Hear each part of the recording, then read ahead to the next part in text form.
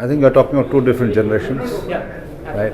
10 years in e-commerce is an eon. It's one full generation.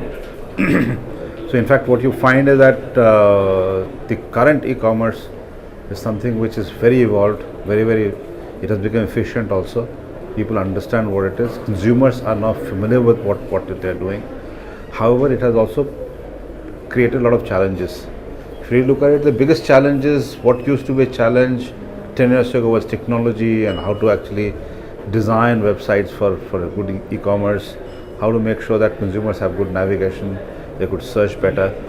That is something that people have been able to find ways to do it. The challenge is how do I make the experience much more enjoyable, much more fruitful. That's the biggest challenge. And the fight essentially has moved therefore from being a pure retail perspective to more price. Please understand that even with such a big push internationally, e-commerce is still a fraction of total retail, right? And therefore, if somebody is visualizing that e-commerce will lose it, or the physical retailers will go out of space, I think that's a dream, long dream. What we must understand that it's not the retailers, it's the consumer who's moving towards mobile, right?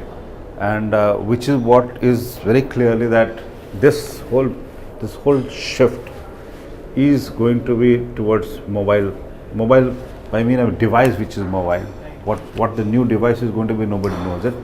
What we must also understand that this is also because the generation which is now going to shop and maybe next 10 years going to shop, they are very familiar with the device called mobile, which is what is going to drive it, because the previous generation like me, we are not very familiar with devices. We have a device like this.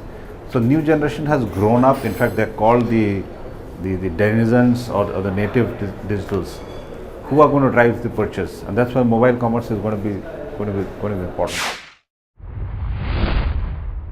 The way I would look at it, the retail industry is a reflection of the way people live, because it's what you buy every day in, day out. So if it is not reflecting my lifestyle, if it's not reflecting my life, I will not accept that kind of retail, as simple as that. I would support such retail, such formats, such products, such marketing programs, such CRM initiatives which enhance my life, which are not something which actually make my life difficult.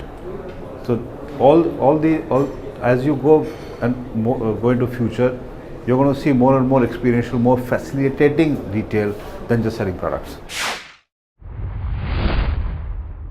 It's not about the internet. See, penetration of internet is there. It's about e-commerce, right? E-commerce. And therefore, it's not about the accessibility. In fact, if you look at it, there are three key factors in retail: availability, accessibility, and affordability. Online commerce offers all of them, right? The question is, what will it take for the e-commerce and online retailers to service those markets?